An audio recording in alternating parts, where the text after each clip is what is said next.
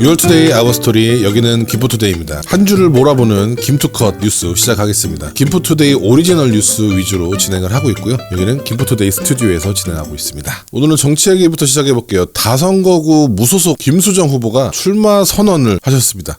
한번 볼게요. 김수정 예비후보 김포시의원 다선거구 무소속 출마 선언. 지역구는 통진, 양촌, 대곳, 월곶, 하성, 구례 지역이시고요. 전 구례동 연합 회장이셨습니다. 출마 선언 한번 보시면은 첫째도 둘째도 김포, 오직 김포만을 위해 일하는 시의원이 되겠습니다. 저 김수정은 거대 정당 조직도 중앙 정치에 지원도 없습니다. 하지만 저에게는 김포의 변화를 간절히 바라는 시민의 힘이 있습니다. 세 가지 약속을 드리겠다 하셨습니다. 정당에 휘둘리지 않고 현장에서 답을 찾고 주민과 소통하여 정책 중심의 시의원이 되겠다. 무소속으로 선거를 진행하는 게 쉽진 않습니다. 우리 김수정 예비후보 다선거구에서 이제 출마 선언까지 하셨으니까 더욱더 본격적인 행보가 시작된다 보시면 될 것 같습니다. 자, 그다음은 국민의힘 김현주 시의원이 예비후보자로 등록하셨습니다. 한번 볼게요. 자, 국민의힘 김현주 김포시의원 다선거구 예비후보 등록. 장기본동, 마산동, 운양동 지역구입니다. 자, 김현주 예비후보는 김포시 학부모 회장 협의회 고문, 그리고 운양고등학교 운영위원, 그리고 경기도교육청 학부모 정책 지원단 등 학부모 활동과 교육 관련 경력을 많이 가지고 계십니다. 예비후보자 읽어드리는 시간 바로 가져보겠습니다. 자, 김현주 1975년 1월 1일생 51세시고요. 경기도 김포시 감정로에 계십니다. 직업은 정당인이시고 학력은 배화여자전문대학 전통조리과 졸업하셨고요. 경력은 현재 제8대 김포시 의회 의원이시고 현재 김포시 학부모 회장 협의회 고문이십니다. 전과 기록은 없습니다. 국민의힘은 이제 지난주에 정리해드렸었던 대로 딱 요런 식으로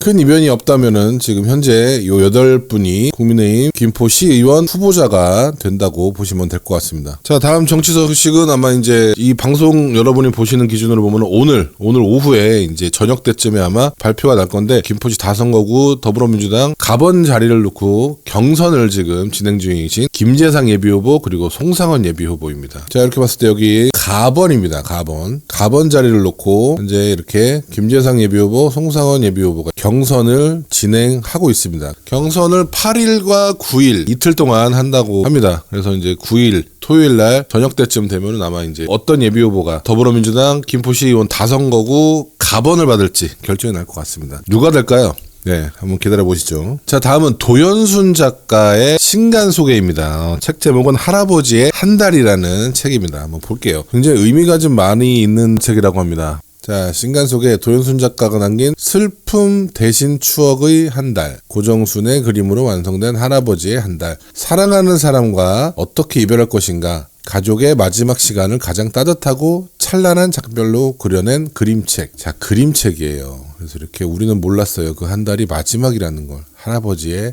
한 달. 그래서 이렇게 지금 책 내용을 약간만 정리를 해서 이렇게 신간을 소개를 해 놨어요. 그림도 되게 뭉글뭉글한 느낌이 약간 추억에 잠기는 그런 그림책이기도 해서 참 책 제목과 내용에 잘 어울리는 것 같아요. 예스24 펀딩에서도 지금 만나볼 수 있다고 합니다. 이게 도연순 작가님의 실화를 바탕으로 하신 건데, 시아버지님이시래요. 집에 오시면 잠깐만 머무르다 가셨었는데 어느 날은 오셔서 한 달 동안 안 가시고 집에 계셨다고 해요. 집안 식구들과 함께 이제 밥도 먹고 시간도 보내고 손주들이랑 꽃도 심고 이런 시간을 가지셨다고 해요. 근데 그 시간이 이제 그 가족들에게는 이제 마지막 시간이었다고 합니다. 이제 할아버지도 뭔가를 느끼셨는지 한 달 동안 머무르다 가셨는데 그때 기억이 아마 슬픔이 많으셨을 거예요. 도연순 작가님께서는. 근데 그런 이별의 슬픔을 추억으로 바꾸는, 그리고 사랑하는 사람, 특히 가족과의 이별을 어떻게 마주해야 되는지에 대한 그런 내용이 실화를 바탕한 아름다운 표현과 그리고 절제된 색감이 돋보이는 그런 그림과 함께 표현이 된 책이라고 보시면 될 것 같습니다. 공감이 많이 가는 내용이실 거예요. 예, 그래서 할아버지의 한 달, 이 도연순 작가의 신간 여러분도 눈여겨봐 주시면서 한번 시간 내서 읽어보시길 추천드리겠습니다.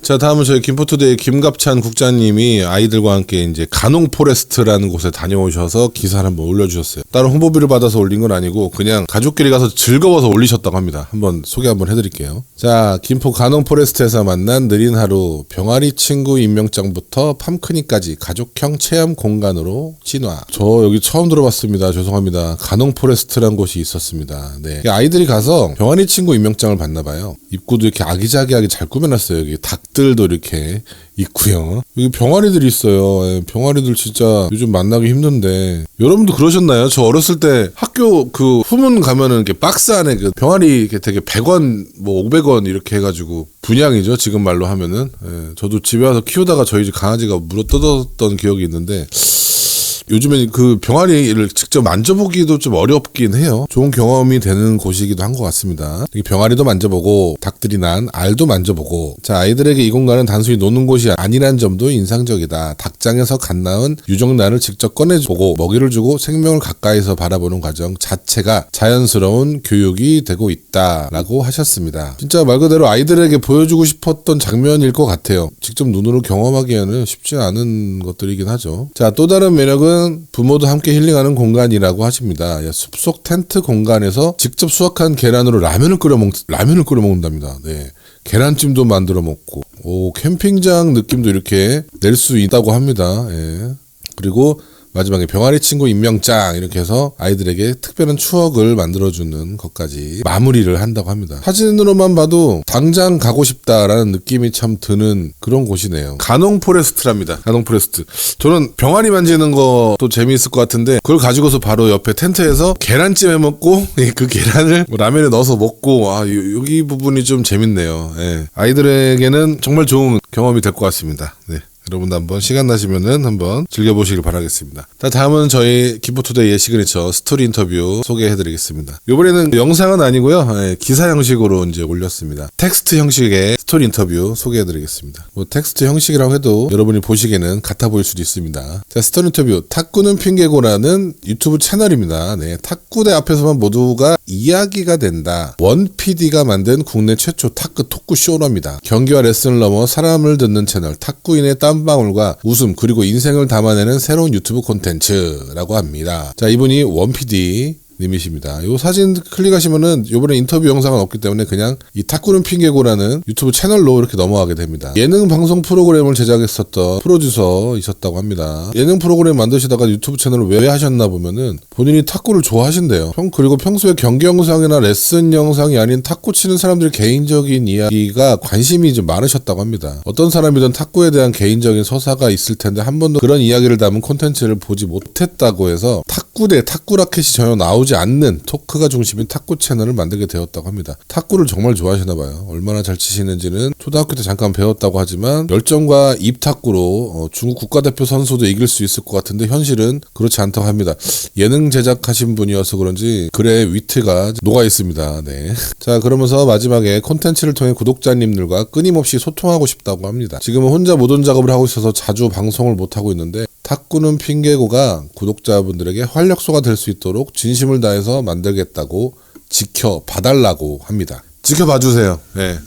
지켜봐주셔야 될 것 같습니다. 네. 이거 혼자서 채널 하나 운영하기가 지켜보지 않고서는 힘듭니다. 네. 탁구 매니아층을 이제 타겟으로 삼으신 것 같아요. 오늘도 보고 내일도 보고 모레도 보고 또 보고 하는 게 매니아층이기 때문에 타겟팅에 맞춰서 채널이 잘 성장하시길 바라겠습니다. 탁구 좋아하시는 분들도 가셔서 영상 보시면서 댓글로 같이 소통해 주시면 좋을 것 같습니다. 자, 다음은 우리 시민기자분들의 컨텐츠 살펴보겠습니다. 먼저 박재양 시민기자님이 이번에는 칼럼을 올려주셨어요. 마케팅 관련된 내용인데 한번 보겠습니다. 박재양 마케팅 이야기. 성공한 작은 브랜드는 이렇게 마케팅했다. 예산보다 중요한 건 콘텐츠와 신뢰. 작은 브랜드가 선택해야 할 현실적인 생존 전략. 제목에서부터 벌써 뭔가 확 오네요. 예. 대기업들은 마케팅 비용에 대해서 넉넉하게 잡혀 있을 겁니다. 하지만 이제 그렇지 않은 회사들에 대한 이야기인 것 같습니다. 자, 마케팅은 제품을 생산자로부터 소비자에게 옮겨가게 하는 일련의 활동들을 말한다. 여기에는 시장조사, 제품기획 및 상품화, 판매에 이르는 모든 과정이 포함된다. 이게 마케팅이라고 합니다. 자, 작은 브랜드는 마케팅 예산과 인력이 부족하기 때문에 단기간의 성과를 확인할 수 있는 퍼포먼스 마케팅 등은 작은 브랜드가 시도하기 어려움이 있다고 합니다. 비록 시간이 더 소요되더라도 지속가능하고 확실한 마케팅 방식은 뉴미디어를 직접 운영하는 것이다 라고 하셨습니다. 자, 뉴미디어는 콘텐츠를 제작해서 고객과 소통하는 거죠. 글, 사진, 영상, 블로그, 인스타, 유튜브 모든 것들을 말씀을 하시고 있는 것 같습니다. 가장 중요한 건 이거죠. 내가 만든 콘텐츠가 누구에게 도움이 되는가, 그리고 지속하는 힘이 가장 중요하다고 마지막에 표현을 해 주셨습니다. 자, 마케팅. 이제 작은 회사들은 조금 늦더라도 계속 소통을 하라는 메시지인 것 같습니다. 확신을 가지고 지속적으로 될 때까지 하는 것이 포인트인 것 같습니다. 어찌 보면 저도 그런 것 같아요. 저도 지금 김포투데이라는 주제를 가지고서 이제 각종 뉴미디어들이죠. 이제 유튜브, 홈페이지, 인스타, 페이스북, 블로그 뭐 이런 것들에서 고군분투를 하고 있습니다.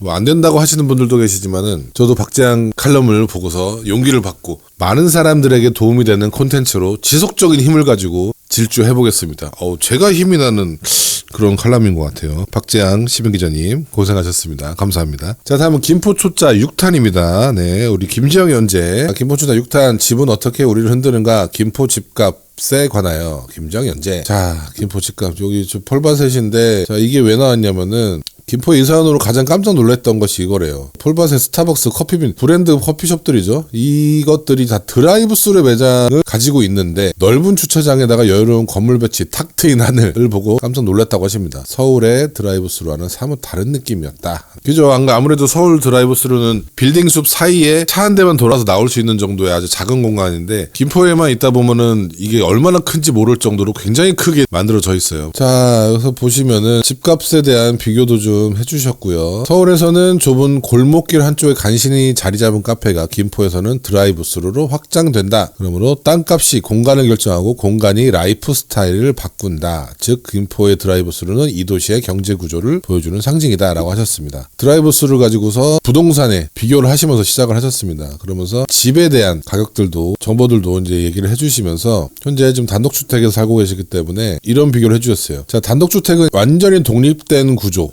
1층과 2층으로 나뉘긴 하지만 복층 구조가 아니고 독립된 구조로 되어 있고 마당도 있고 주차 공간도 있다. 자, 서울의 강남 기준 소형 평수와 비슷한 가격이지만 김포에서는 굉장히 여유로운 공간을 사용할 수 있다. 자, 같은 돈이지만 지역에 따라 다르다는 말씀을 해주시는 것 같습니다. 자, 어떤 집을 사느냐가 아니라 그 집에서 어떻게 사느냐가 중요한 거 아닐까. 김포에 온 후 삶의 만족도가 높아지셨다고 합니다. 그리고 아침에 일어나 마당을 바라보며 커피를 한 잔 마시시고 주말에 마당에서 고기를 구워 먹고 고기를 먹다 이웃과 눈이 마주치면 인사를 나눈다. 이게 행복이다 라고 마무리를 해주셨습니다. 그래요. 집값이라고 해서 뭐 어디가 얼마고 평수 대비 가격을 비교할 수 있는데, 우리 김정희 시민기자님께서는 같은 돈이라면은 완전 다른 방식의 라이프 스타일이 생길 수 있다. 그런 말씀을 해주셨습니다. 되게 재밌는 비교예요. 그죠? 뭐 다들 각자의 상황에 맞춰서 좁더라도 서울에 있어야 될 분은 서울에 계시는 거고, 조금 넓게 김포에서 있고 싶다 하시는 분들, 김포로 많이 넘어오시는 분들도 계시다고 봅니다. 어딜 가나 내가 살아가는 사람과 내 가족들과 함께 행복한 시간 가지는 게 가장 큰 행복이 아닐까 생각합니다. 자, 김지영 시민기자님 감사합니다. 자, 다음은 박세훈 시민기자님의 기사를 보겠습니다. 자, 박세훈의 현장, 공안에 울고 웃었다. 김포 초등학생 피구대회, 체육관을 뒤흔든 남성. 자, 이렇게 보면은 김포 지역 초등학생들이 한자리에 모여서 땀과 응원으로 가득한 하루를 만들었다라고 합니다. 마산동 생활체육관에서 김포 스포츠클럽 초등학교 피구대회가 열렸다고 합니다. 요즘 학교에서 아이들 뭐 다친다, 뭐 문제 있다 해가지고 뭐 대회고 경기고 순위 매기고 이런 것들이 지금 많이 없어져 가고 있잖아요. 그래서 어찌 보면 좀 아이러니하죠. 학교에서 이런 거를 배워야 되는 곳이지만은 학교에서 못하고 밖에 나와서 이렇게 경기를 하고 있습니다. 우리 이렇게라도 경기를 해서 승부가 무엇인지, 승패가 무엇인지 배워가는 것들, 이건 정말 중요하다고 생각합니다. 자, 아이들의 경기가 진행될수록 승부는 더욱더 치열해졌다. 한 점 차로 희비가 엇갈린 순간마다 환호와 탄식이 교차했다. 끝까지 팀을 응원하는 아이들의 모습도 인상적이었다. 자, 그러면서 이번 대회는 단순히 순위를 가리는 자리를 넘어서 아이들이 몸으로 부딪히며 배우는 시간이기도 했다고 합니다. 자, 대회에 참가했던 설터초등학교 한 학부모님은 아이들이 이렇게 진지하게 뛰는 모습을 보니 놀랍다고 대견하다라고 하시면서 결과보다 과정에 더 의미 있는 하루였던 것 같다. 아이들이 즐기면서 최선을 다한 모습도 인상 깊었다. 앞으로도 이런 체육 활동을 통해 건강한 경쟁과 협동의 가치를 배울 수 있는 기회가 계속 생겼으면 좋겠다. 정말 중요한 말씀 하셨네요. 져봐야, 패배를 해봐야, 이기는 방법을 알고 이겨봐야 내가 목표한 바를 갈 수 있는 길이 보이지 않을까, 저는 그렇게 생각을 합니다. 자, 그 작은 것들이 아이들에게서는 이제 뭐 가위바위보부터 시작해서 되게 작은 경기부터 시작을 하겠죠. 그런 것들을 좋은 경험을 하게 한 이런 경기를 마련해 주신 관계자분들께도 감사드리고요. 직접 취재를 잘 해서 많은 분들에게 알려주신 박세훈 시민기자님도 감사드립니다. 자, 마지막으로 박희찬 PD 칼럼 소개해 드리겠습니다.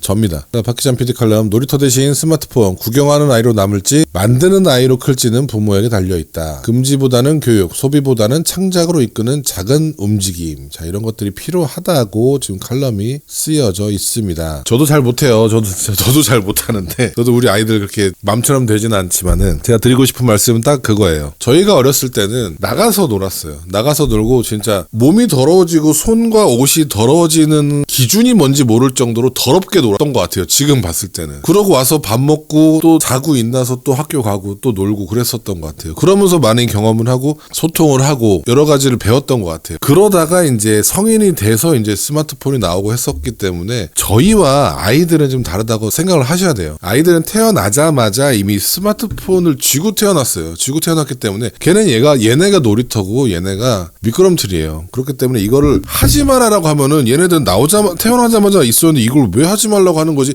여기에서 충돌이 생겨요. 여기서는 부모님들이 정말 잘 생각을 하셔야 돼요.